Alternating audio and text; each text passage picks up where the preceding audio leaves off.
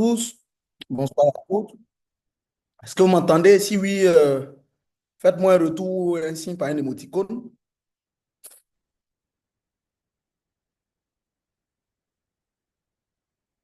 Merci, merci, docteur Kwasi. Alors, je suis docteur Kofi et pour cette session de téléco pour le programme Éco Covid long, je suis le facilitateur de cette session cet après-midi et nous allons ensemble échanger sur le thème qui est l'apport de la médecine de réhabilitation dans la prise en charge du Covid long. Et ce thème sera clairement, euh, je vais dire, décliné par l'expert du jour, qui est le docteur Seri Serge Landry. Il est maître de conférence agrégé de médecine physique et de réadaptation. Il aura l'occasion de se présenter. Alors, donc, sans plus tarder, nous allons demander aux uns aux autres de se présenter avant de passer en revue l'agenda et de rappeler les consignes pour une bonne session éco. Alors, nous allons commencer par tous ceux qui sont connectés, les participants, avant de passer la parole à l'équipe du programme. Et donc, je vous suggère également de renommer vos caméras en précisant votre nom et prénom afin que nous ne puissions pas y cocher des noms. Et puis, voilà. Donc,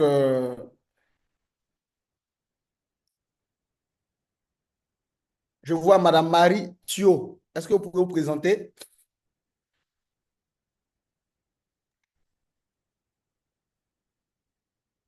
On peut arrêter pour le moment le est-ce qu'on peut bien se voir? OK. Sur Akoso, vous pouvez arrêter le partage.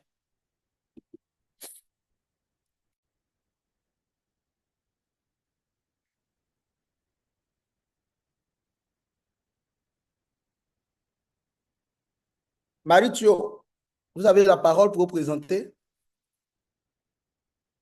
Allumez votre micro.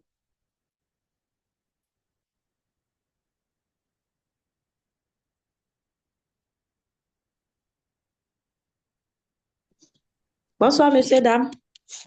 Bonsoir. Moi, c'est Marie Thio.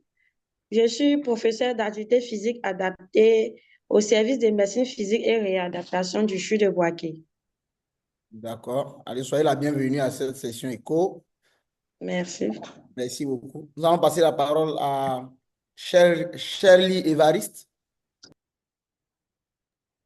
Bonjour à tous, Bonsoir. je suis Shirley Evaris, technologiste médicale. Je suis ravie de participer avec vous. Merci beaucoup. Merci d'être connecté. Merci de nous accompagner tout le long de ce programme. Nous allons passer la parole à M. Yao Kofi Henri Joël.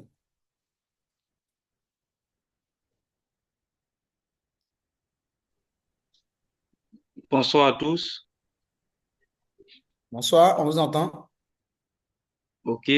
Moi, c'est Yao Kofi Henry Joël, spécialiste en activité physique adaptée. Merci beaucoup. Merci, M. Henri Joël, d'être avec nous cet après-midi. Nous continuons notre série de présentations en passant la parole à M. Abi Kwasi Christian. M. Abi Kwasi, est-ce que vous pouvez vous présenter? Bonjour à tous. Vraiment très heureux de participer à ce webinaire. Comme vous l'avez dit, je suis Bado Abikwasi Christian, kinésithérapeute au CHU de Boaké. Et voilà, je pense que ça sera tout. Merci. Merci beaucoup. Merci, M. Abi Kwasi, d'être avec nous à cette session éco. Nous allons passer la parole à M. Kraoufoué. M. Kraoufoué, vous pouvez vous présenter? Le professeur Kra est le Professeur président du Kra. comité scientifique. Ah, Voilà, ok. Les excuses, professeur. ok, c'est bon? Oui, c'est bon, professeur. Merci beaucoup. Merci. Donc, on va donner la parole à la dernière personne qui va se présenter. Et puis, nous allons passer à la présentation des membres du programme. Alors, je vois M. Ngouran Innocent, Cablan. Monsieur Ngouran, est-ce que vous pouvez vous présenter si vous êtes avec nous?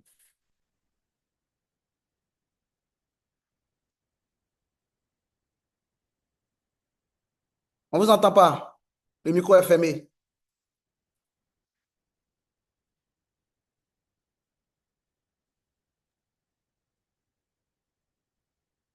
Je crois qu'il essaie d'ouvrir son micro. Si, c'est ce que je constate. Pas facile lorsqu'on est sur Oui, le allô? téléphone portable. Oui, Allô? allô. Allô, on vous entend. Allô? Allô, on vous Allô, entend. monsieur Ngora Innocent, je suis là. D'accord. Je suis infirmier d'État, j'étais ancien CSE d'ici Santé d'Ara.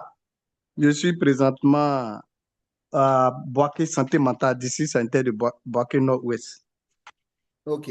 Merci beaucoup d'être avec nous, d'être connecté à cette session éco. Alors, pour les uns et les autres qui n'auront pas pu se présenter, nous allons demander de vous présenter dans le chat. Et donc, nous allons passer la parole à l'équipe du programme éco. Docteur Kofi, tu peux poursuivre un peu? Comme Je on vais a un poursuivre un peu. Voilà. D'accord. D'accord, il n'y a pas de problème. Donc, je vois M. Bakayoko Mustafa qui est connecté. Nous allons demander de se présenter. Ensuite, M. Kidou Hassen va se présenter.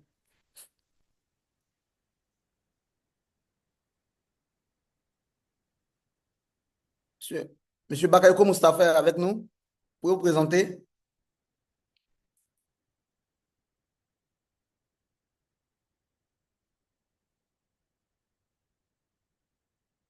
OK. Monsieur Kidou Hassen. Oui, bonjour à tous. Bonjour. Voilà, je suis docteur Ouattara, Kidou Arsène, médecin dans le département de Didier Vie. C'est un plaisir pour moi de participer à ce webinaire. Voilà, merci. Merci beaucoup, docteur. Plaisir partagé. Nous sommes heureux d'être avec vous cet après-midi à cette session. Je pense qu'on a fait le tour. Alors, donc, nous allons présenter les membres du Super Hub. Je suis, moi, docteur Kofi Guy Roland Arnaud, membre du Super Hub. Je suis médecin de santé publique à l'INSP. Et pour l'occasion, je suis je vais allumer ma caméra. Je suis le facilitateur de cette session éco.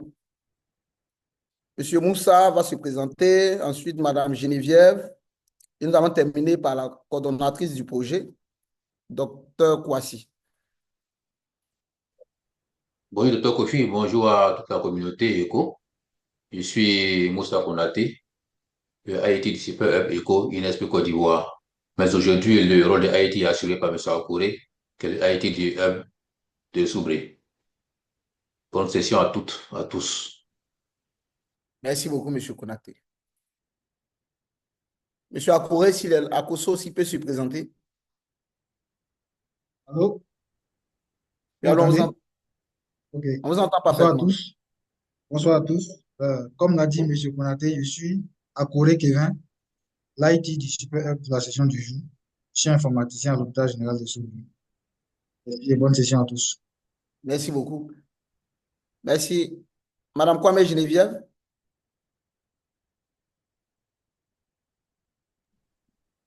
Bonjour à tous, je suis Mme Kwame Geneviève, je fais partie du groupe du Super Hub de l'INSP. Merci et bonne session à tous. Merci beaucoup. Docteur Kouassi. Merci, docteur Kofi. Je suis docteur Kwasi, chargé de coordonner le Covid long. Donc, nous sommes heureux de vous accueillir à cette dernière session. Voilà. Donc, bonne session à tous. À tout à l'heure. À tout à l'heure, docteur. D'accord. Donc, je pense que nous nous sommes présentés. Pour l'expert, je vais le permettre de se présenter lorsqu'il aura la parole. Docteur Alors, donc, Kofi, tu as oublié M. Koulibaly? M. Koulibaly, Oui. excusez-moi, M. Koulibaly, je vais vous présenter.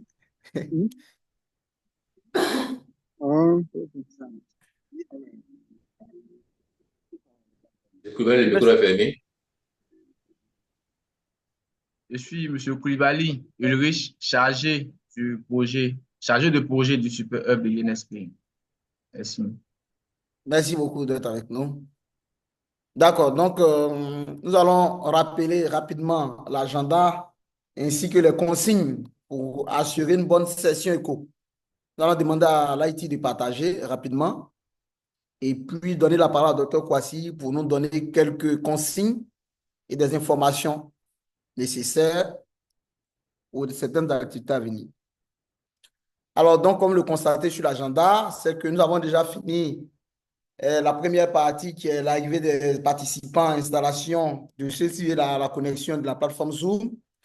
Nous sommes à la phase d'introduction après les présentations. Et voilà, nous présentons l'agenda. Et comme je l'ai dit, après, il y aura des consignes et des informations qui seront partagées par la coordonnatrice du programme, Dr. Kwasi. Ensuite, aujourd'hui, nous aurons une présentation de cas. Et ça, c'est une présentation qui sera faite par l'expert. Après cette présentation, cela va susciter bien sûr des questions de clarification, de compréhension, et puis cela sera accompagné par des recommandations venant bien sûr donc des participants. Et après cela, l'expert nous fera une présentation didactique, et puis autour de cette présentation, nous aurons donc des échanges. Et à la fin, nous allons clôturer cette session par le feedback de la session à travers un sondage que vous devrez, je vais dire, vous connecter à travers le lien qui est précisé sur l'agenda. De toutes les façons, le lien sera partagé dans le chat et vous allez cliquer afin de pouvoir donner vos aperçus, vos avis sur la session qui vient d'être, je vais dire, qui vient de s'écouler. D'accord. Diapo où on fait avancer pour que nous puissions rappeler les consignes. Alors, donc, comme consigne importante à retenir, c'est qu'il faudrait rester en sourdine à moins que vous ne parliez et éliminer ou réduisez les distractions environnementales pour améliorer la qualité du son et de la vidéo. Il faut utiliser la vidéo dans la mesure du possible. Faites face et établissez un contact visuel avec la caméra lorsque vous parlez. Il faut utiliser un langage respectueux et approprié. Ne divulguez pas d'informations de santé protégées ou d'informations personnelles identifiables. Diapo. Il faut veiller à échanger dans le chat avec le IT pour résoudre des problèmes de Zoom. Il faut également entrer votre nom et votre organisation. C'est ce que nous avons dit en début de session. Alors, les diapositives de présentation et le lien d'enregistrement seront partagés par email pour ceux qui se sont inscrits après la session. La session est enregistrée et votre présence vaut consentement à être enregistré. Donc, là, on va vous demander si vous êtes d'accord pour que l'enregistrement se fasse. Alors, pour obtenir un certificat de participation, vous devez remplir un court sondage. Nous fournirons un lien dans le chat, pour accéder à l'enquête vers la fin de la session. Le lien est accessible pendant les prochaines 48 heures seulement. En ce qui concerne l'utilisation des données, le projet ECO collecte les inscriptions, la participation, les questions et réponses, les commentaires de chat et les réponses au sondage.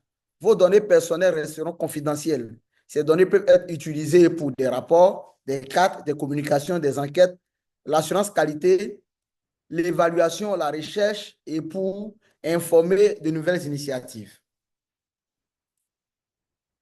Sur ce, chers participants, je vous dis merci et je vous souhaite à tous une très bonne session.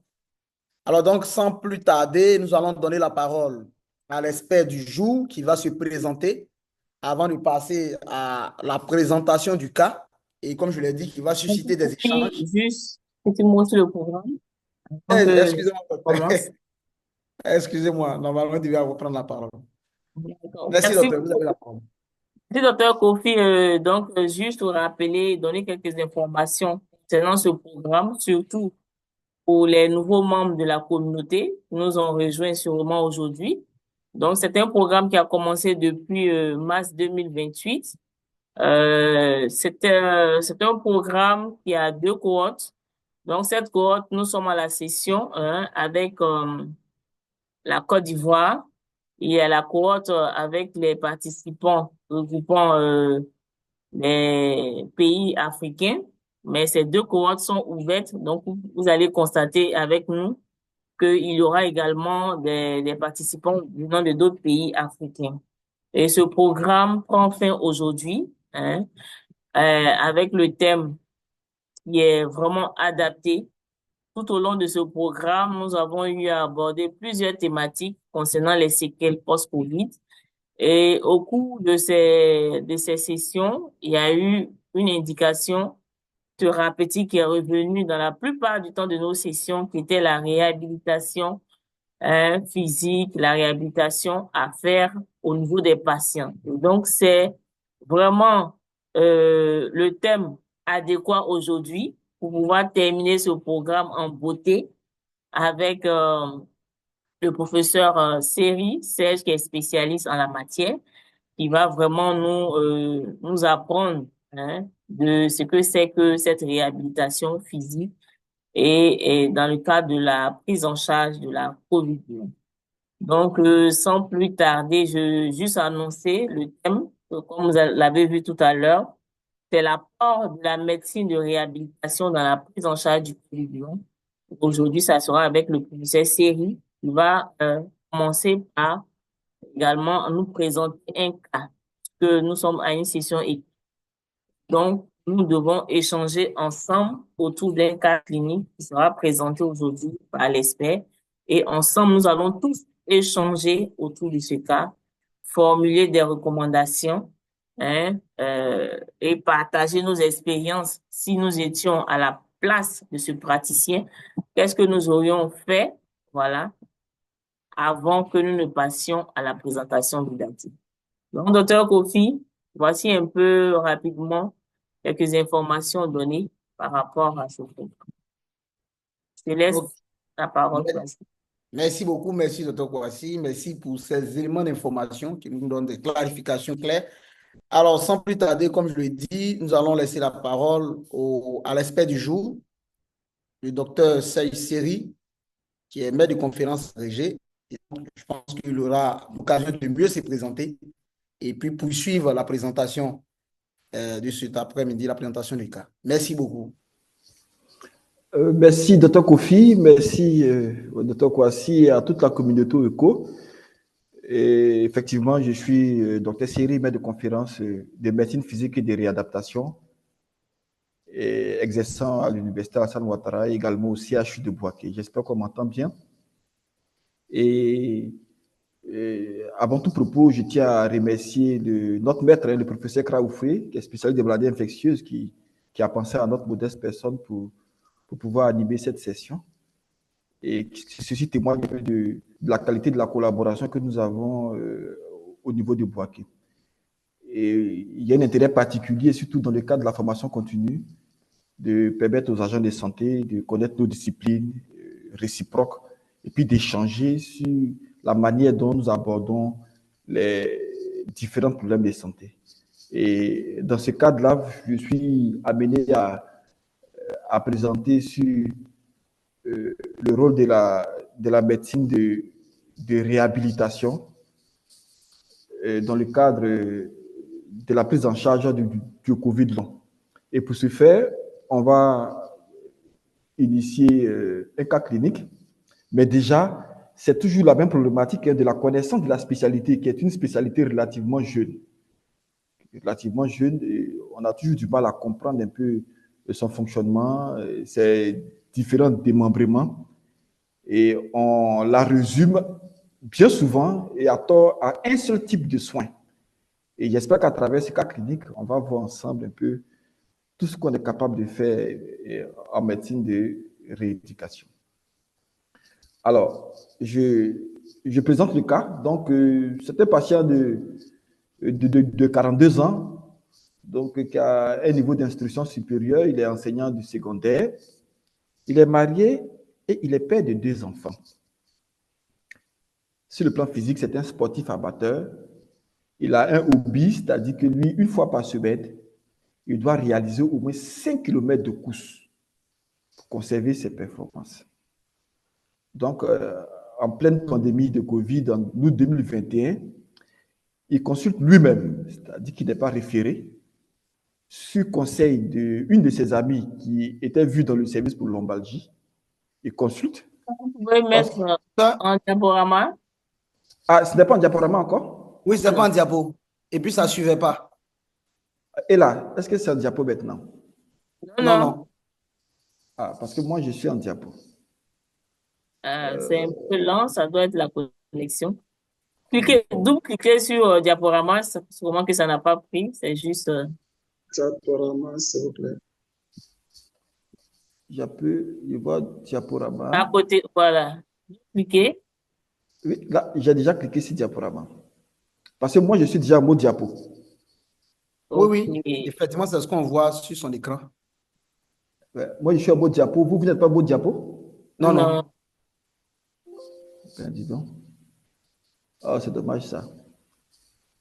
Faites clic droit et cliquez sur masquer le présentateur. Masquer, je vois masquer. Et là, c'est bon? Il dit de cliquer sur masquer le présentateur. Masquer le présentateur. Il voit votre présentateur. Et là? Non. Non. Il dit clic droit et puis Oui. vous venez masquer le présentateur. Quand je fais clic droit, je vois mode présentateur, option pointeur, démarrer. Voilà. Bon, mais sinon, il n'y a pas de masquer le présentateur spécialement ici. Oui, présentateur, c'est sur ça que vous cliquez. Ah, d'accord, ok. Clic droit, je vois ici, afficher, vérifier, langage, autoriser. Signature, il n'y a pas de sensibilité. Afficher indicateur. Non. Bon, c'est pas bien grave. Oh, ça c'est dommage ça. Parce que là, quand j'arrête le partage et puis je reprends. Ok, Voilà, j'arrête le partage et je reprends. Partager.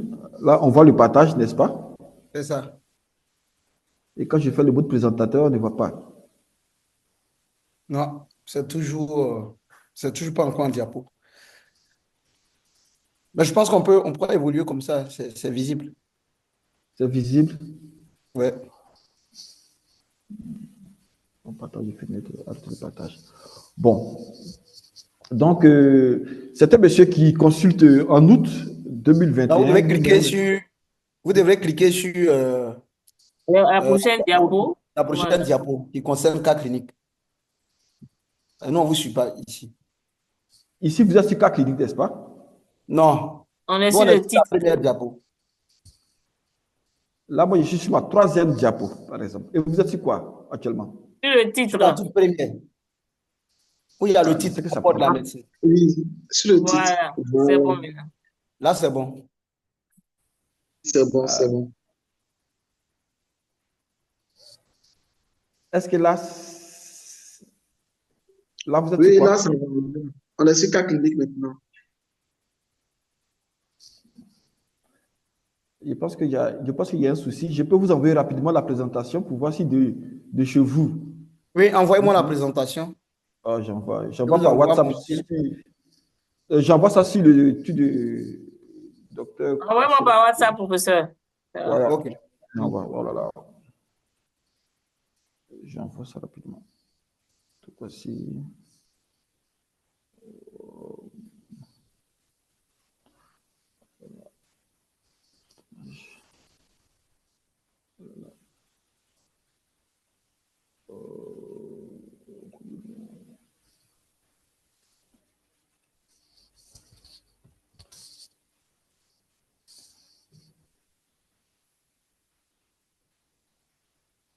Hop, c'est parti. C'est parti. Oh là là.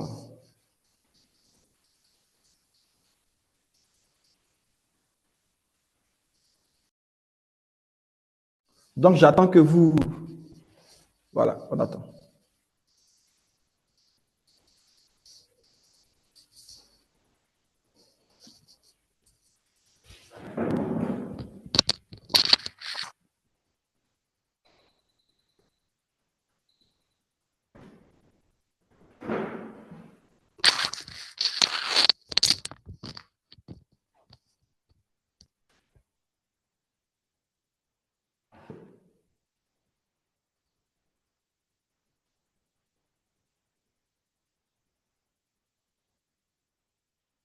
Ah, pourtant, lors du test, je pense que ça passait bien à votre présentateur. Oh, les aléas de la technologie.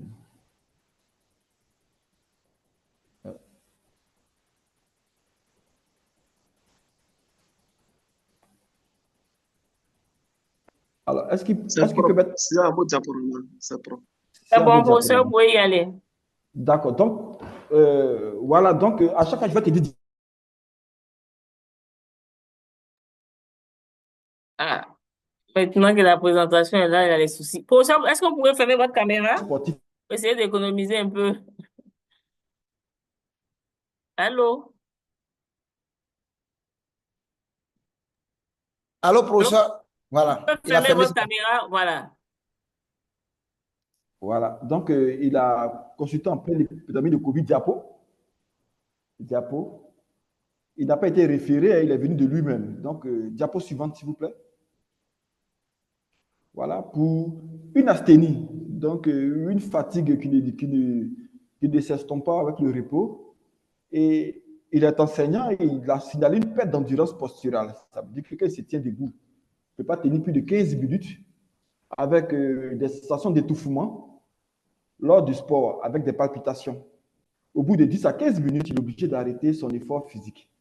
Et il s'est plaint d'insomnie, avec une perte de sa capacité de concentration, une notion d'éjaculation précoce et qui le met dans un état d'anxiété. Et ses antécédents, diapo encore, voilà, il m'a dit qu'il a fait un Covid en février 2021, sans signe de gravité. Et donc, pour ce faire, mon diapo, oui, on l'a examiné, donc on a complété l'interrogatoire.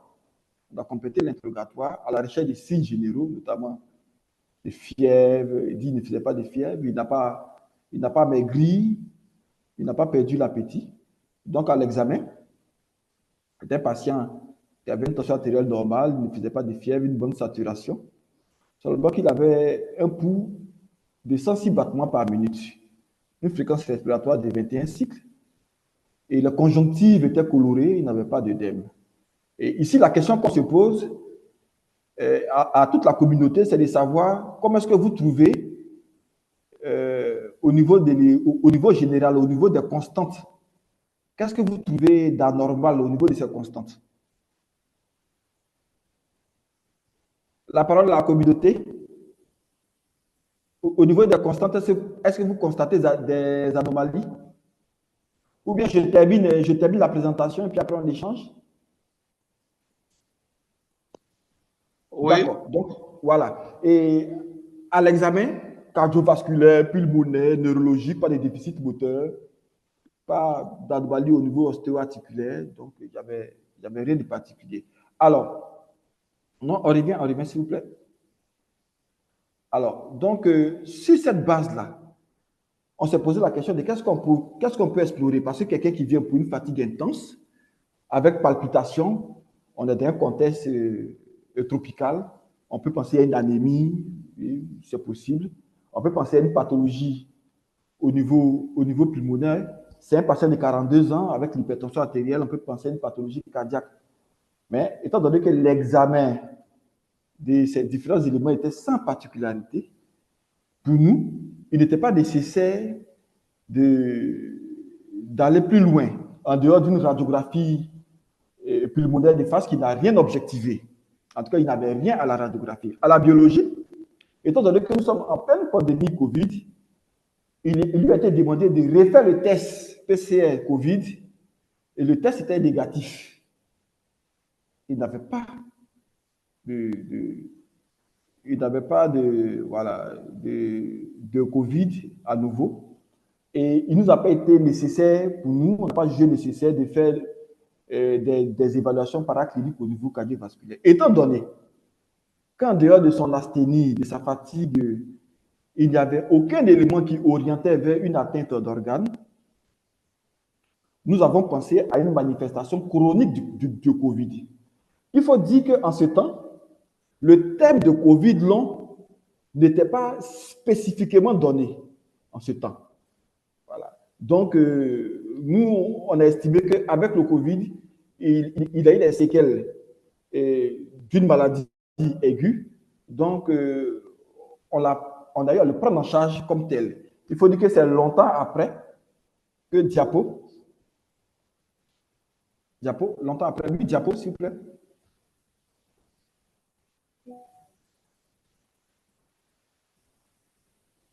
Non, revenez, s'il vous plaît, voilà, Diapo, donc, c'est bien évidemment longtemps après qu'on a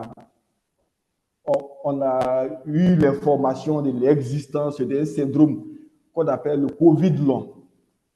Et sur cette base-là, on s'est posé la question, mais quels sont les éléments, les arguments, maintenant, dans la communauté, qui va nous permettre de dire qu'effectivement, notre patient souffrait de Covid long.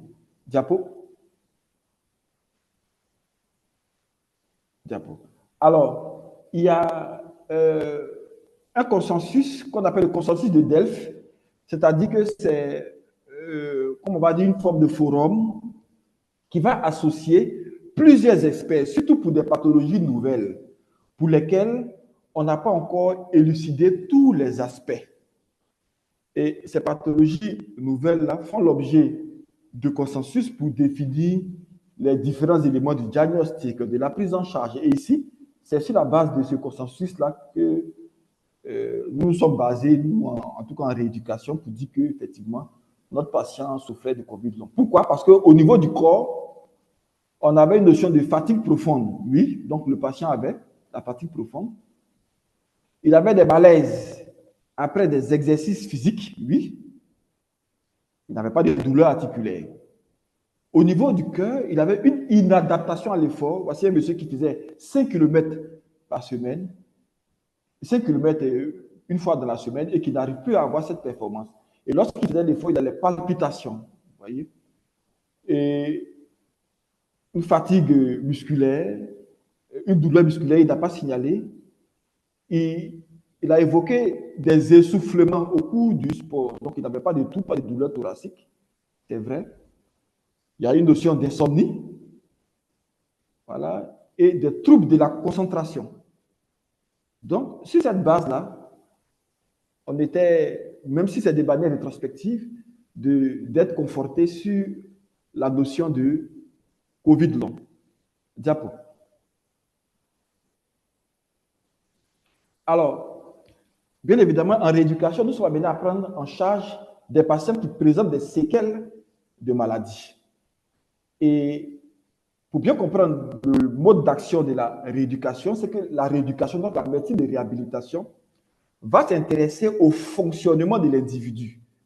La manière qu'une voiture fonctionne, la même manière, de manière parallèle, un homme peut être amené à fonctionner. Donc, dans son fonctionnement, comment est-ce qu'il parle? Est-ce qu'il parle normalement? Comment est-ce qu'il marche? Est-ce qu'il marche normalement?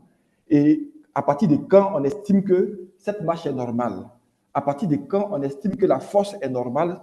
La manière d'attraper les objets. Donc, voici un peu la manière de réfléchir de la médecine de rééducation. Donc, un individu a un fonctionnement sur le plan physique, sur le plan cognitif et même sur le plan social.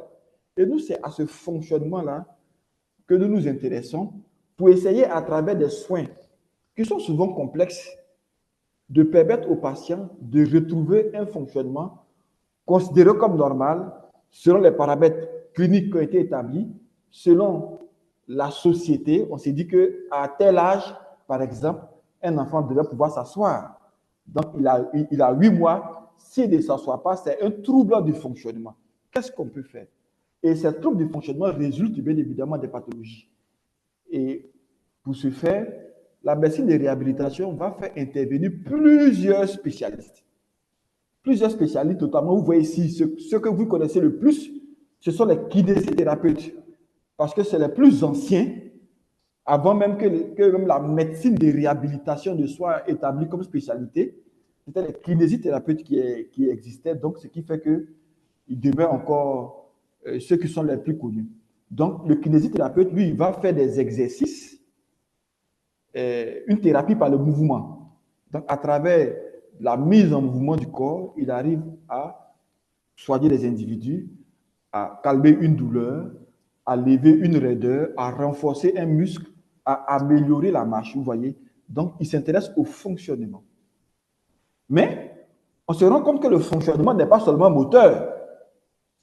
On ne fonctionne pas bien seulement que lorsqu'on marche.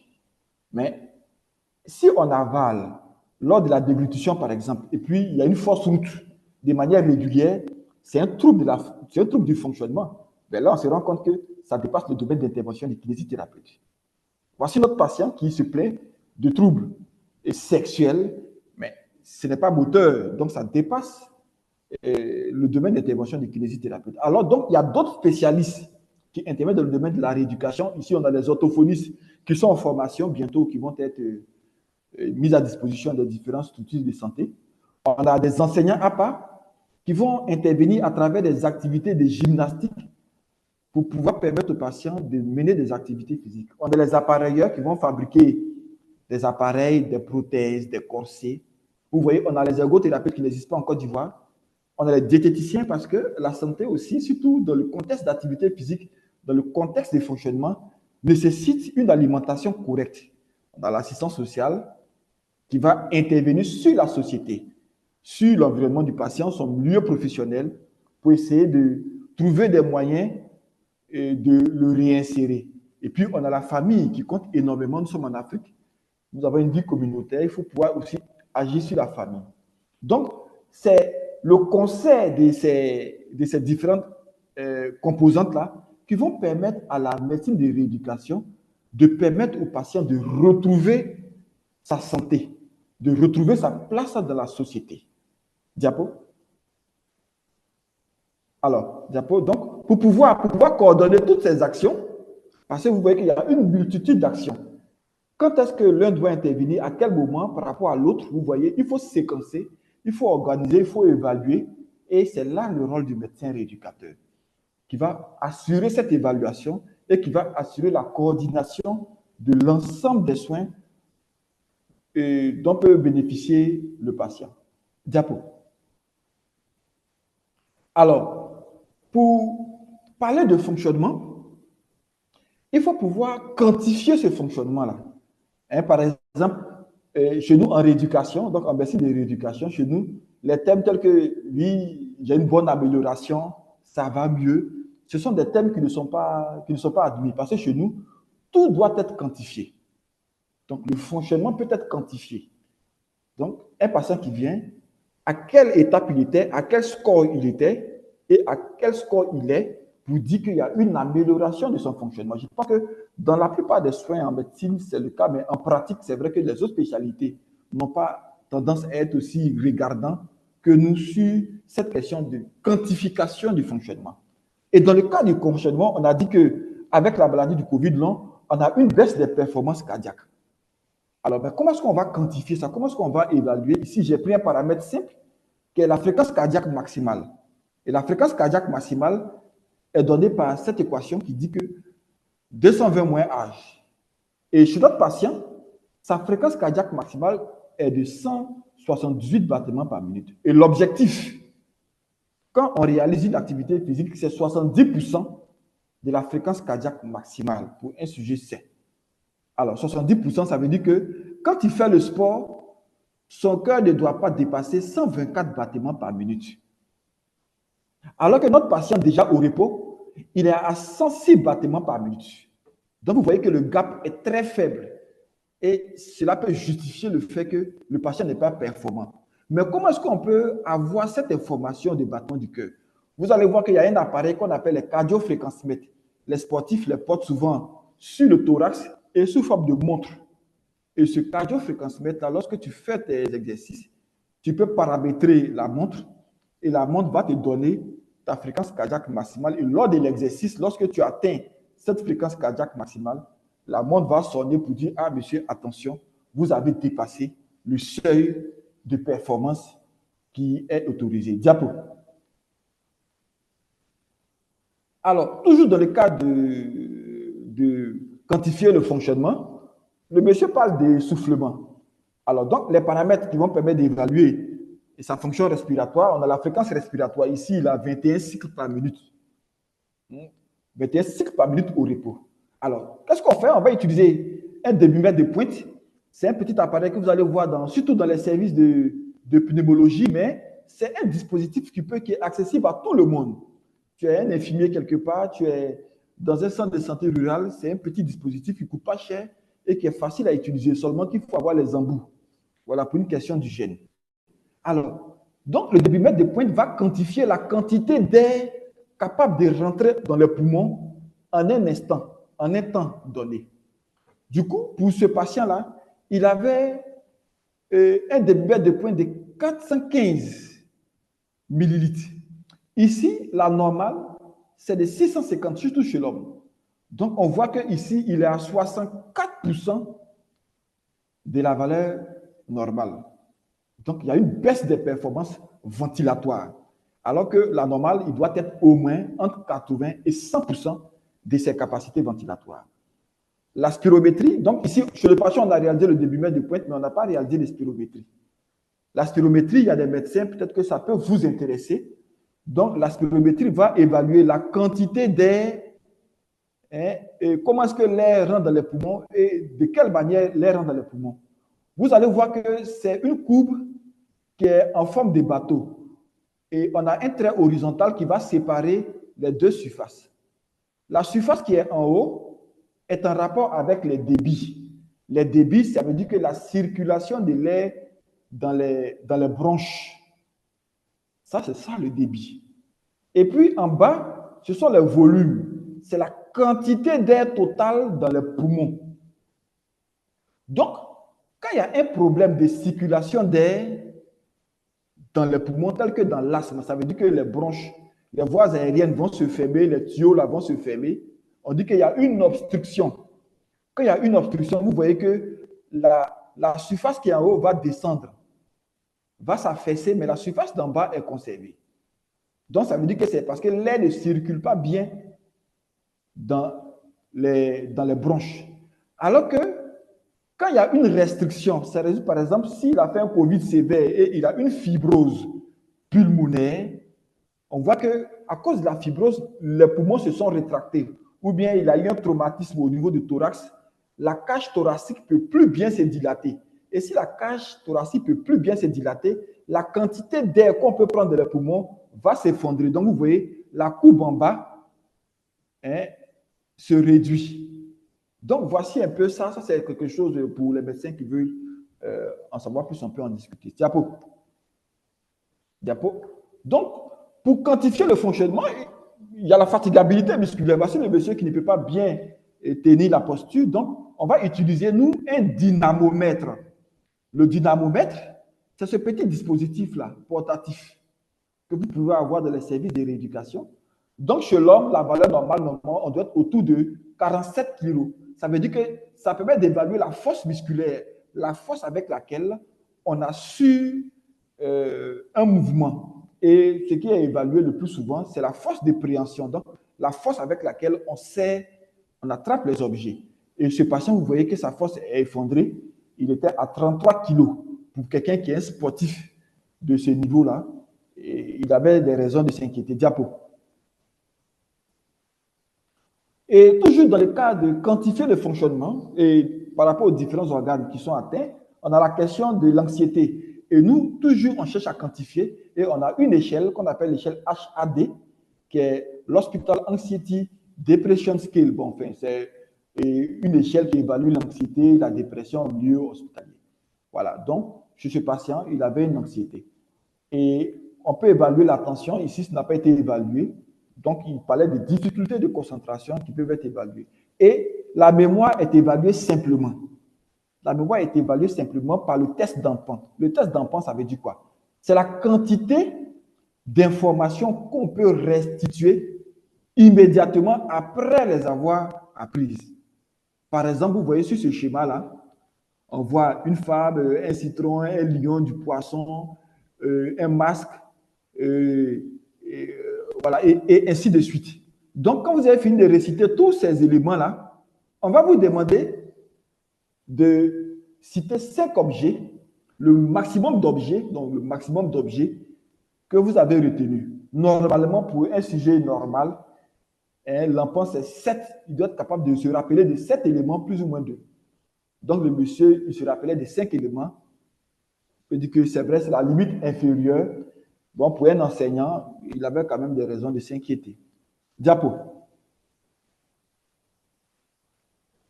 Alors, toujours dans le cas de quantifier le fonctionnement, il y a des tests simples que nous on réalise. Par exemple, le test de relever les chaises. C'est-à-dire que le patient s'assoit, il croise les bras et on lui dit de s'asseoir et de se relever en 5 répétitions. Ce petit test-là permet d'évaluer la performance musculaire. Et normalement, pour un sujet de son âge, il doit être capable de réaliser les 5 répétitions en moins de 12 secondes. Et cet exercice est assorti d'une évaluation de la tolérance à l'effort, parce qu'on appelle l'échelle de Borg. Vous voyez que chez nous, à chaque fois, on parle d'échelle. On parle d'échelle parce qu'il faut qu'on puisse mesurer, quantifier la difficulté du patient. Chaque difficulté doit être quantifiée en sorte qu'au décours des soins, on puisse savoir si sa performance s'est améliorée. Et ce patient était à 4 à l'échelle de Borg. Donc il dit qu'ici, il ne sent pas vraiment un effort pour cet exercice-là. Voilà. Donc, il y a un test aussi qu'on appelle le test de marche de 6 minutes. Bon, ça, on va vous en dispenser. Vous voyez, ici, on vient sur l'échelle de Borg.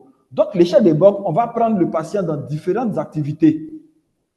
Donc, nous avons déjà défini le niveau de pénibilité. Par exemple, on va demander au patient de s'asseoir, de se lever, de faire le tour de la chaise et de s'asseoir. Pour cet exercice-là, on sait que c'est un exercice qui ne doit pas être pénible. Mais si le patient te dit qu'il est à 10, ça veut dire que c'est son échelle de pénibilité. Donc, le travail qu'on va faire, c'est de voir comment on va le renforcer pour le ramener à des valeurs inférieures. Et ainsi de suite. Donc, on se dit, par exemple, pour un sujet sain, il doit être capable de marcher 5 marches d'escalier sans qu'il ne sente une certaine pénibilité. Donc, ça aussi, c'est un niveau d'effort. Et c'est l'échelle de Borg qui permet de faire cette évaluation. Donc, vous voyez, ici, nous avons quantifié le fonctionnement du patient. C'est vrai qu'il réalise le test de relevé des chaises, mais déjà, il estime qu'il ne sent pas un effort, mais il ne dit pas que c'est facile. Ça veut dire qu'il a senti quand même quelque part un effort parce que on voit bien qu'il n'est pas dans les valeurs inférieures. Diapo. Alors, pour ces patients et pour d'autres patients, nous avons fait un projet thérapeutique, mais pour pouvoir soigner des patients en rééducation, on doit définir les différentes difficultés et on va les prioriser. Parce que souvent, dans les séquelles des maladies, on ne peut pas toujours tout récupérer. Et il faut définir avec le patient qu'est-ce qui est prioritaire pour lui. Et cette priorisation-là va se faire à travers une échelle qu'on appelle l'échelle de Lagrange. Diapo. Donc, lorsque le patient, on lui a demandé qu'est-ce qui l'intéresse dans les soins qu'on va lui prodiguer, il dit non, lui vraiment, c'est un enseignant, il aimerait avoir de l'endurance posturale. Lui, pouvoir se tenir debout, là, c'est très important parce que lorsqu'il fait cours, si à bout de 5 minutes, il doit s'asseoir, c'est vraiment difficile pour lui. Et il veut reprendre son activité sportive avec ses courses de 5 km une fois par semaine. Et puis, bon, bien évidemment, c'est un homme marié, il a cette préoccupation de l'éjaculation précoce qu'il n'avait pas avant. Et nous, dans nos soins, pour ces patients qui sont souvent déconditionnés, on doit être progressif. Diapo, on doit être progressif. Ça veut dire qu'on va aller progressivement. Donc, on part d'abord de sa performance initiale qu'on a quantifiée. Lui-même, il a vu. Il a vu que, ici, là, je ne peux pas monter plus de 5 escaliers. Vous voyez? Donc, on a quantifié. Et lorsqu'on fait les exercices avec lui, 2 jours après, il voit qu'il arrive à monter 7 escaliers. Donc, il y a une quantité, lui-même, il voit sa performance et il voit sa progression. Et c'est comme ça, on travaille progressivement à atteindre l'objectif qu'on s'est assigné. Bien évidemment, nous sommes dans l'hôpital et on dit qu'on doit être infradouloureux, donc l'ensemble des soins prodigués doit être infradouloureux. On doit pouvoir communiquer. Il faut expliquer au patient le bien fondé de chaque soin qui lui est administré et puis permettre au patient de faire lui-même son auto-évaluation. Parce que si c'est le praticien qui fait l'évaluation, souvent le praticien peut être sévère ou bien le praticien peut sous-évaluer la performance du patient. Mais quand le patient lui-même, il fait son évaluation, il adhère plus facilement au projet de soins du thérapeute. Il s'est dit qu'avant, il ne peut pas s'arrêter plus de 15 minutes. Mais après 3 séances, on fait l'évaluation. Il dit que vraiment, j'arrive à dépasser 15 minutes. Je suis autour de 20 minutes avant de sentir la fatigue. Ah, docteur, vraiment, je sens que je progresse. Vous voyez, cette auto-évaluation est très importante pour l'adhésion du patient au projet de soins. Diapo. Alors, le kinésithérapeute dans ce projet de soins-là, donc on a dit que c'est celui qui va faire tout ce qui est renforcement des muscles, il va mettre le patient en mouvement. S'il y a des raideurs, il va travailler tout ça. Donc, qu'est-ce qu'il va faire? Il va renforcer les muscles, puisqu'on a vu à travers l'appareil qu'on appelle le dynamomètre, là, que le patient a une faiblesse musculaire, il n'arrive pas à avoir une force musculaire. Mais qu'est-ce qui peut être prioritaire parmi ces muscles-là? Puisque c'est un enseignant. C'est un enseignant, il a cette crainte-là de ne pas pouvoir s'arrêter longtemps. Nous, on va sélectionner les muscles. Et c'est ça aussi la spécialité. Parce qu'il y a beaucoup de muscles, mais tous les muscles n'ont pas forcément le même rôle. Et pour cet enseignant-là, nous, on a privilégié ce qu'on appelle les muscles posturaux. Diapo. Et les muscles posturaux, vous voyez, c'est les muscles paravertébraux, tous les muscles fessiers, surtout le moyen fessier va stabiliser la hanche quand on s'arrête. C'est le moyen fessier qui va stabiliser la hanche. On a le quadriceps qui est ici en avant. Voilà, le quadriceps en avant ici. Voilà, très bien. Merci de mettre le curseur. Le quadriceps, lui, va verrouiller le genou. Donc, il va te permettre de te tenir droit. Et puis, on a le triceps sural en arrière, en bas en arrière. Le triceps sural, lui, son rôle, il va permettre de bien fixer les pieds au sol en concomitance de l'action du quadriceps. Et ce sont ces muscles-là qui, lorsqu'ils sont endurants, vont vous permettre d'être endurant en position posturale debout. Pour les chirurgiens ou bien les infirmiers anesthésistes, là, ce sont des muscles que vous devez travailler pour qu'au bloc opératoire, vous ne soyez pas obligé de vous asseoir un peu 30 secondes avant de vous lever. Voilà. Donc, ça, quand les chirurgiens viennent nous voir, ce sont les muscles qu'on travaille pour que les chirurgiens puissent être endurants lors des exercices, enfin, lors des interventions chirurgicales. Diapo. Et le kinésithérapeute va travailler la respiration du patient. Et pour mieux respirer, il faut bien évidemment que la cage thoracique, vous voyez, quand on inspire, quand on respire, vous voyez que la cage thoracique bouge. Voilà. Mais pour ce patient qui a été malade et qui a eu son problème de Covid avec la faiblesse musculaire, il peut y avoir des rétractions au niveau costo-vertébral. Donc, qu'est-ce qu'on va faire, le kiné? Il va assouplir. Il a des mouvements qu'il fait pour pouvoir assouplir le jeu entre les côtes et la colonne vertébrale et le sternum en avant.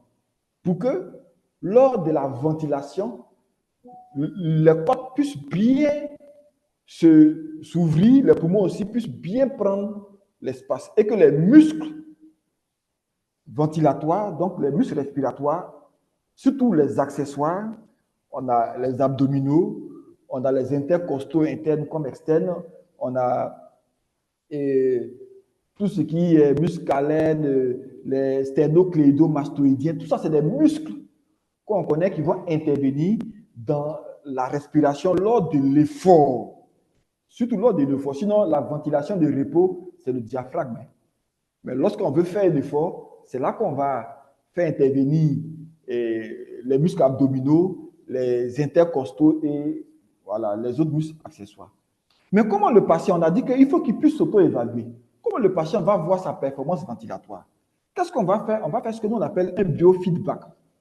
Le biofeedback, c'est-à-dire que tu vas faire un exercice où tu as la possibilité d'avoir une information de retour sur la performance que tu réalises au cours de cet exercice. Voilà, c'est un peu comme une femme qui se regarde dans le miroir matin, donc elle a un feedback du miroir pour savoir si elle a bien placé sa perruque, est-ce que le maquillage... Donc ici, lui, dans le cadre de la respiration, il va souffler dans l'embout que vous voyez là, vous voyez ce petit appareil-là qu'on appelle le triflot. Ici, ce n'est pas disponible. Nous, on utilise des dispositifs artificiels. Malheureusement, je n'ai pas mis avec des bouteilles d'eau simplement, des bouteilles d'eau et des pailles. Mais ici, c'est pour faire comprendre un peu le principe du triflot. Lorsque le patient souffle dans la tubulure, vous voyez qu'il y a des boules, il y a 3 boules. Donc, en fonction de sa performance, si sa performance est faible, c'est juste la première boule qui va s'élever. Si sa performance est beaucoup plus forte, la deuxième boule va s'élever. Et pour la performance maximale, c'est la troisième boule qui va s'élever. Donc, ça permet au patient de voir est-ce qu'il s'est amélioré en termes de performance respiratoire. Diapo. Mais il y a d'autres thérapeutes. Lorsque le kinésithérapeute a travaillé ces performances-là, il y a d'autres thérapeutes qui vont intervenir pour pouvoir capitaliser les performances que le patient a eues au niveau du kinésithérapeute. Et c'est là le rôle de l'enseignant APA. Ils sont là, ils existent dans les services de rééducation, qu'on appelle les professeurs d'activité physique adaptée. Et c'est eux qui sont spécialistes de ces instruments-là, tels que l'ergocycle, c'est les petits vélos. Souvent, on dit, ah non, je veux maigrir, donc j'achète mon petit vélo de salon. Mais vous voyez, il faut savoir l'utiliser puisque c'est des vélos qui ont un système de programmation qui vont moduler la résistance. Donc, en fonction de l'intensité de l'effort que je veux que le patient développe, je peux modifier la résistance du vélo.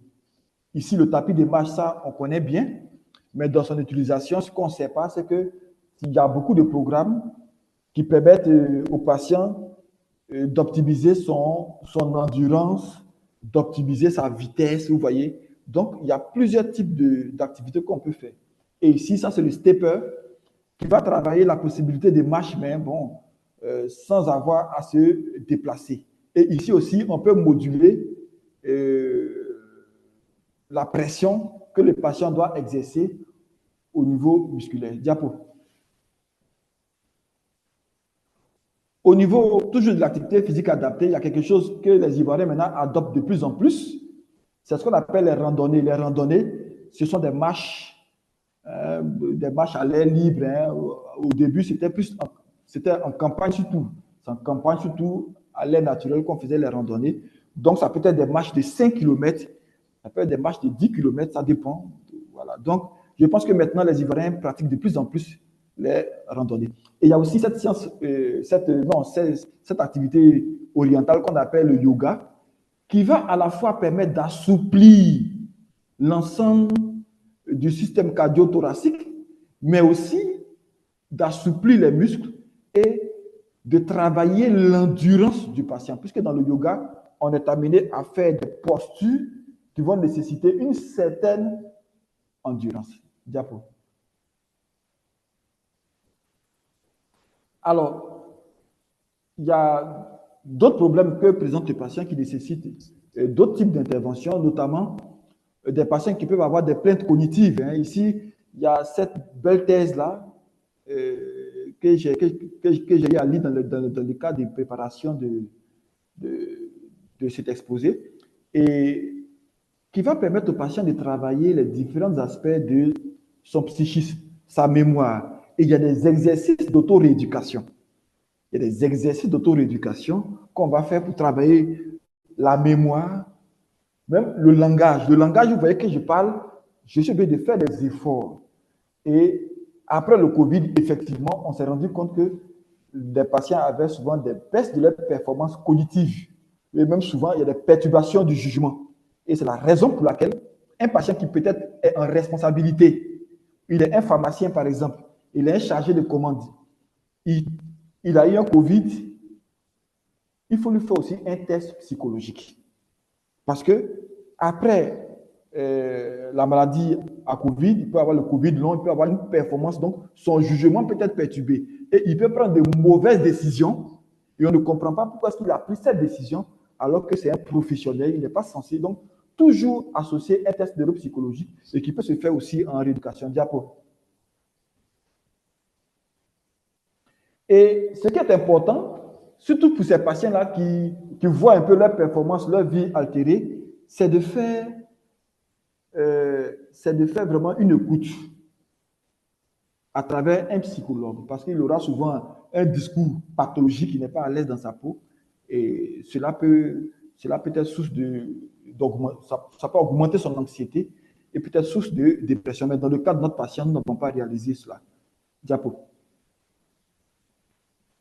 Mais surtout, ce qui est important, c'est la nutrition. Parce que tu auras beau faire des exercices, des performances, si tu n'as pas une alimentation équilibrée, bien évidemment, tu vois que tu ne peux pas atteindre des performances. Et on le sait, hein, que chez un adulte normal, ses apports caloriques, c'est entre 2200 et puis 2600 kilocalories. Ça dépend de son activité physique. Si c'est un sportif comme d'autres patients, il doit être autour de 2600 à 2800 kilocalories par jour.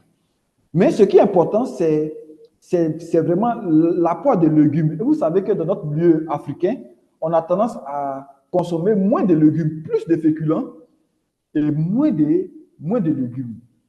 Et pour notre patient, bien évidemment, on lui a recommandé des légumes, surtout des aliments qui sont riches en vitamine C, en vitamine D. On sait très bien le rôle joué par ces deux vitamines-là dans la maladie en COVID. Et surtout, de bien s'hydrater, parce que bien souvent, la baisse des performances physiques est en rapport avec un défaut d'hydratation. Souvent, vous êtes au bureau, comme vous êtes dans la climatisation, vous dites que vous n'avez pas soif, vous ne percevez pas la sensation de soif. C'est une erreur. Il faut toujours boire de l'eau. Il faut avoir des objectifs. Par exemple, tu prends ta bouteille d'eau minérale, 1,5 litre, c'est la quantité d'eau qu'on doit boire au cours de la journée. C'est-à-dire du matin jusqu'au soir, au moins 1,5 litre d'eau. Et si vous ne buvez pas, vous allez avoir des douleurs musculaires, des fatigues. Il y a des gens même parce qu'ils ont des lombalgies parce qu'ils ne boivent pas de l'eau. Voilà. Donc, l'alimentation équilibrée, riche en légumes et aussi bien s'hydrater, c'est fondamental pour faire passer tout ce qui est phénomène d'asthénie. Diapo. Et pour notre patient, les résultats, c'est que il n'avait pas de problème sur la tension artérielle. On a vu que son pouls, la fréquence cardiaque, est passée de 106 à varier entre 68 et 71 battements par minute. Et la fréquence respiratoire de repos est de 17 cycles par minute. Au dynamomètre, on voit qu'il est passé à 44,2. Donc, il y a une augmentation de 34% de sa force musculaire. Au niveau ventilatoire, au niveau de la respiration, on voit qu'il est passé de 64% de sa capacité ventilatoire à 85%. Donc, il est rentré dans la fourchette de la normale. Et au lever des chaises, il arrivait à réaliser ce lever des chaises en 10 secondes. Et puis, à l'échelle de Borg, il ne ressentait rien du tout. Donc, environ à 1. L'anxiété a disparu et l'insomnie également. Et cette insomnie-là, ça peut être en rapport avec l'anxiété, ça peut ne pas forcément être en rapport avec même la maladie à COVID long. Et il arrivait à dépasser 30 minutes de maintien postural. Il est à noter que nous, en rééducation, on ne recommande pas tout ce qui est maintien postural au-delà de 45 minutes. À 45 minutes, il faut varier sa position.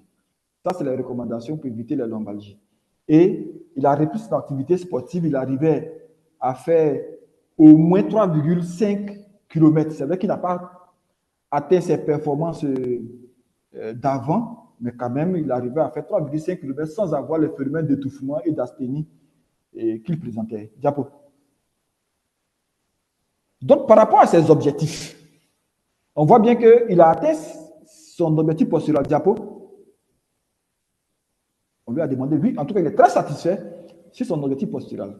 Par rapport aux activités sportives, Diapo, il dit qu'en tout cas, c'est vrai que ce n'est pas comme avant, mais il est content de pouvoir au moins refaire le sport. Et puis, en termes de son troisième problème, bon, vraiment, ce problème-là, il n'a pas pu, voilà, on n'a pas pu trouver de solution totale à ce problème. Et qui est le témoignage aussi de l'action que peut avoir la maladie à COVID un peu sur les fonctions endocrines, donc sur la sphère génitosexuelle. Diapo. Donc, j'ai été un peu long. C'est pour dire que la médecine de réhabilitation va s'intéresser au fonctionnement. Et pour pouvoir apporter des soins aux patients, il faut quantifier ce fonctionnement. Il faut le quantifier afin que lorsque le patient réalise les exercices, lui-même puisse voir sa performance. Et l'un de nos défis, c'est la compréhension des maladies nouvelles, puisque c'est sur la base de la compréhension de la maladie qu'on arrive à mettre des programmes de soins en place. Et on voit bien que dans le cas du Covid, et ça c'est quelque chose qui a peut-être manqué ici en Côte d'Ivoire, c'est le sentiment que j'ai eu, c'est-à-dire qu'on n'a pas senti vraiment cette approche intégrée entre les différents acteurs qui peuvent intervenir dans la maladie. C'est maintenant qu'on s'intéresse un peu à cela, la place de la rééducation. Mais nous, en tant que médecins rééducateurs, on n'a quasiment pas été sollicités dans dans ce cadre-là. Mais c'est aussi la problématique aussi du fait que la rééducation n'est pas bien comprise de ces actions. J'espère qu'à travers cette présentation, vous avez un peu compris un peu la nécessité de quantifier le fonctionnement, de faire une prise en charge intégrée et de ne surtout pas résumer la rééducation à la kinésithérapie. Je vous remercie. Merci beaucoup, professeur.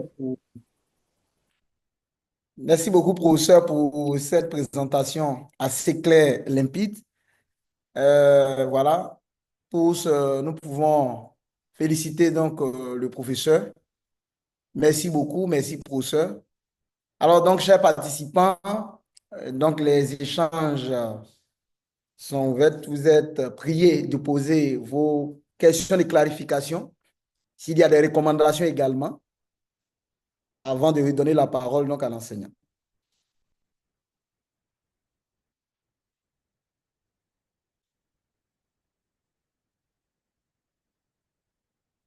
Chers tous, vous avez la parole. Oui. Voilà. Je voudrais encore une fois dire merci au professeur pour cette brillante présentation et vraiment qui nous donne qui nous donne beaucoup d'informations sur cette nouvelle médecine qui est de moins en moins connue, mais qui prend toute sa place hein, dans le cadre de la survenue de ces nouvelles pathologies que nous voyons maintenant. Cette recommandation est revenue à plusieurs reprises chez la plupart des patients que nous avons eu autour duquel nous avons eu à échanger au cours de ce programme. Donc, c'est vraiment le lieu, chers membres de la communauté, de vraiment poser vos questions. Je vois Anas Chadi qui a son micro ouvert. Peut-être qu'il a une préoccupation qui va la poser. Nous écoutons. Moi, j'aimerais dire merci beaucoup pour votre présentation et merci pour nous faire inviter pour parler, discuter et écouter en même temps. Moi, je suis très heureux pour ça. J'ai apprécié vos efforts pour donner les informations à les gens en général, Côte d'Ivoiriens, par exemple. Et merci. Merci beaucoup.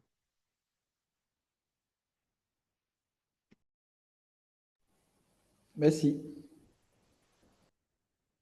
Merci, M. Chadi.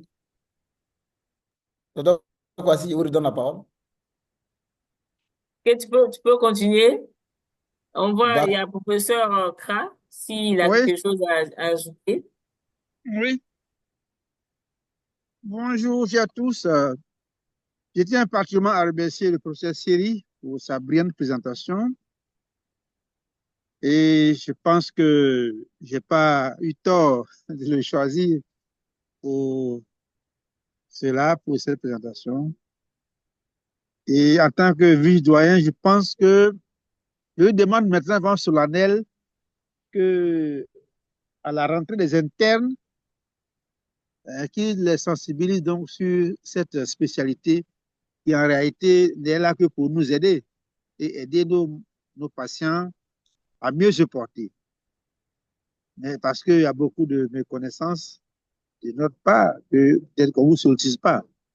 Sinon, pendant la phase aiguë, c'est ce que j'ai piété moi-même, on a sollicité tous les services, bon, ou qui nécessitaient quand même, par exemple, les neurologues, les psychiatres, avec eux qu'on a travaillé, et les cardiologues même, en plus des réanimateurs.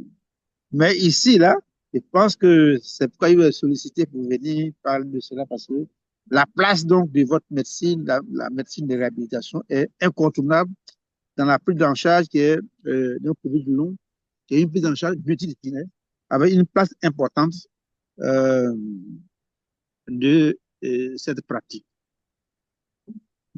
Et malheureusement, en fait, quand les malades ont ce Covid long, ils vont aller vers les spécialités d'organes. Ils ne viennent plus aux maladies infectieuses pour qu'on organise vraiment une prise en charge en partant de ce contexte de Covid long. Mais il a des difficultés, il va aller en cardiologie, il va aller ailleurs, et c'est après qu'on tombe sur les pieds. En tout cas, je tiens à remercier le professeur Seri pour cette présentation et surtout qui sensibilise nos jeunes internes qui vont venir peut-être cette semaine, 2 semaines après, pour faire quand même un zoom sur le service. Moi, je passe à côté, hein, tous les jours, ben, je ne sais pas ce que vous faites là-bas. Merci beaucoup. Voilà. Merci, professeur Kassi. Merci, cher maître. C'est bon. Uh-huh. Merci, professeur. Merci, professeur. Merci, professeur, pour votre mot d'encouragement, bien sûr, à l'endroit donc de ce programme et également à l'endroit du professeur Seri. Alors, donc, chers participants, effectivement, nous sommes avancés dans le temps. Il était prévu 1 heure donc, de session. Donc, rapidement, il y a Geneviève qui veut intervenir. Ici, je vais lui donner la parole. Allez, Madame Kwame Geneviève. Vous avez la parole. Docteur Nekourissi, la main levée. Ah, si, c'est docteur Nekourissi. Merci beaucoup. Merci beaucoup. Merci pour votre accueil toujours chaleureux à mon égard. Je m'excuse, j'ai pris de cours, mais j'ai suivi la fin et je trouve que c'est très intéressant, comme vient de le dire le professeur de Boaké. Mais au-delà même de la COVID, je pense que c'est une discipline qui intéresse tout le monde. Parce qu'actuellement, nous qui avons eu des accidents de voiture, on a des problèmes de, comment on dit ça, même de locomotion et tout ça. Et quand on prend les contacts avec les kinés, ils ne font que faire les mouvements. Mais tout ce que vous venez de dire, c'est tellement important qu'il va falloir qu'on connaisse de plus en plus. Et comme je le dis, notre patronne sur cette plateforme, c'est Dr Kwasi, qu'elle mette en place les mécanismes pour que tout le monde profite et bénéficie de cette discipline qui est très, très, très importante, même pour les personnes vieillissantes, en dehors même des complications de toutes sortes. Mais on a besoin de vous. Moi, je ne sais pas à bien me déplacer. Donc, si on peut avoir vos contacts et puis voir comment vous êtes installés dans toute la Côte d'Ivoire pour que beaucoup de personnes en bénéficient, ce serait une très bonne chose pour qu'on vieillisse en bonne santé. Merci beaucoup, c'était intéressant. Merci beaucoup, docteur Nekourissi. Merci de ce témoignage. Et puis, je pense que le professeur Seri prend note et que les choses vont aller effectivement en ce sens. Merci beaucoup. Monsieur Anas Chadi a levé la main. Vous avez la parole. Oui, merci, monsieur. Je suis désolé je pense que vous êtes déjà terminé, mais j'ai l'envie de proposer quelque chose, si vous voulez, avec votre autorisation, bien sûr. En fait, nous sommes un centre médical et ils nous sont très, très, surtout moi, je suis très intéressant avec votre travail et toutes les choses que vous êtes fait. Et j'aimerais savoir, est-ce qu'il y a une possibilité de parler un peu du sujet de le cancer, en fait. J'aimerais faire une présentation par exemple, les appareils qu'on utilise ici pour faire le diagnostic, pour faire le traitement, par exemple, dans notre centre médical.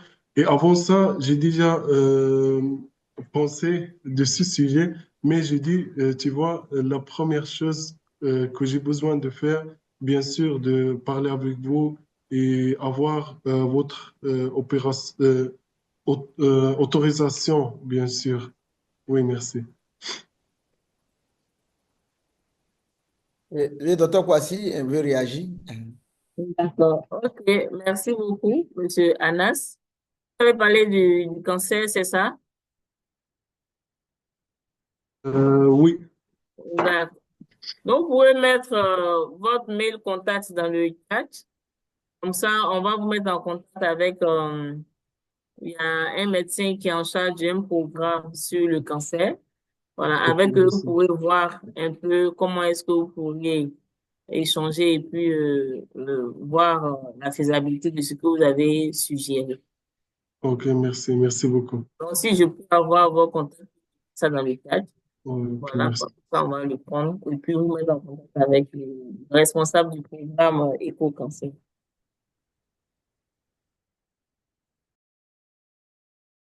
Alors, peut-être si je peux dire un mot rapidement, c'est-à-dire que et concernant un peu la rééducation, il faut surtout s'assurer que le technicien que vous avez pour vos soins est effectivement un kinésithérapeute diplômé.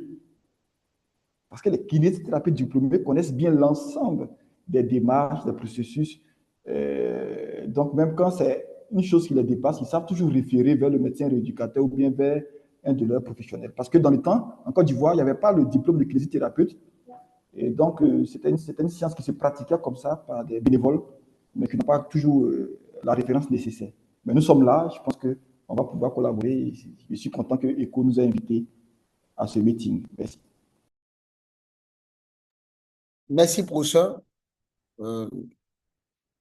Alors donc, sans plus tarder, s'il n'y a plus de questions, s'il n'y a pas de recommandations ou de questions de clarification, je pense que le professeur doit avoir une présentation didactique. Il a fait en même temps, je crois.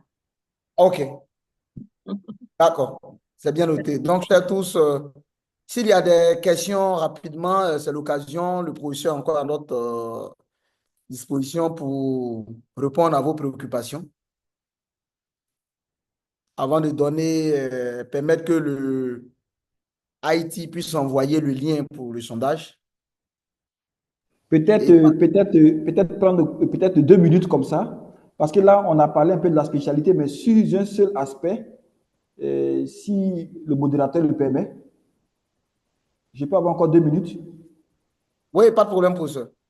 Merci. Alors, donc, vous voyez que quand on parle de la rééducation, on parle de fonctionnement. Donc, dans le fonctionnement, ici, on a parlé du Covid et de tout ce qui est en rapport avec le cœur, bon, la concentration, le cerveau. Vous savez que, bon, je ne veux pas dire heureusement, mais vous voyez que le Covid est une maladie qui va affecter plusieurs organes et ça va entraîner un dysfonctionnement dans plusieurs organes. Mais en rééducation, on ne va pas s'intéresser seulement aux douleurs de l'appareil locomoteur, on ne va pas s'intéresser au déficit neurologique. Même au niveau urogénital, les femmes après accouchement,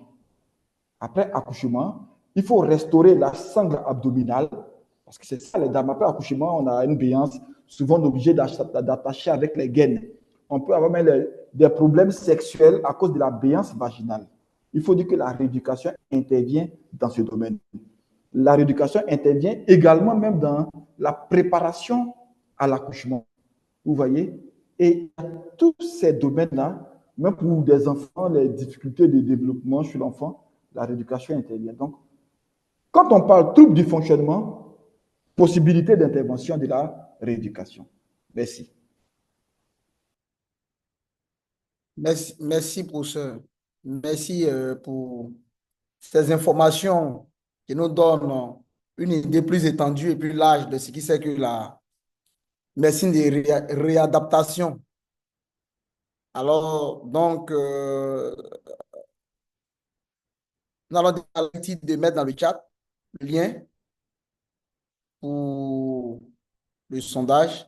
Chers participants, vous avez dans le lien, vous avez pardon, dans le chat le lien pour le sondage. Vous pouvez cliquer afin de pouvoir renseigner et pour que nous puissions avoir une idée claire de l'évaluation de cette session.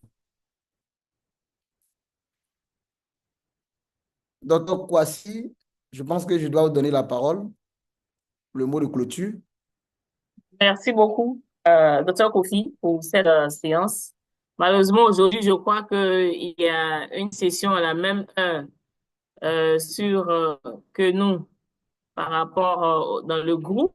Et donc, on n'a pas eu suffisamment de participants. Donc, peut-être avec l'accord du professeur, on va reprogrammer cette nouvelle discipline. Je pense que c'est important parce que nous sommes une grande communauté éco. Nous sommes très nombreux. Malheureusement, aujourd'hui, il n'y a pas eu assez de participants. Et donc, sûrement avec l'autorisation du président du comité scientifique, l'année prochaine, on pourra reprogrammer cette même thématique pour que on puisse apprendre encore davantage. Parce qu'il y a beaucoup de choses à apprendre et on voit que de plus en plus,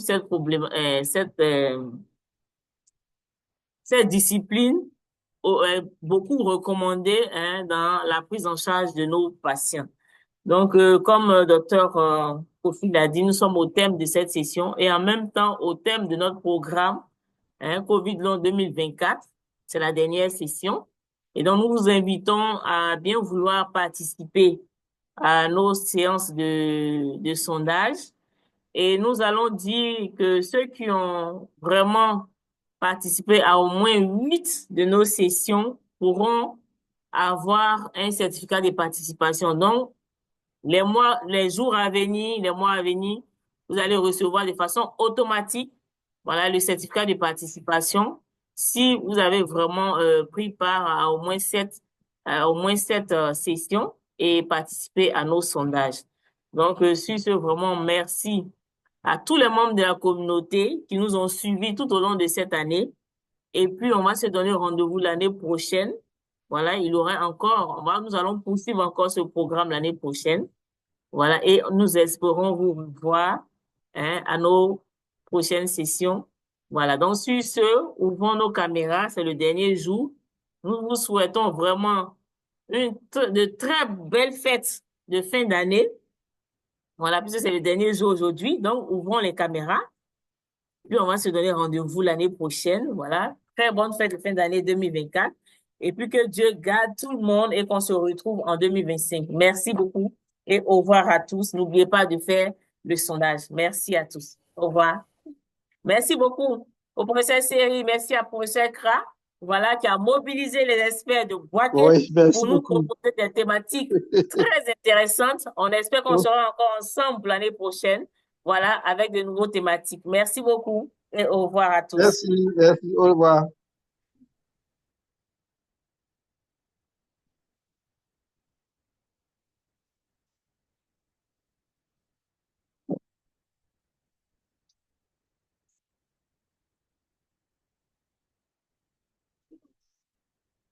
Merci.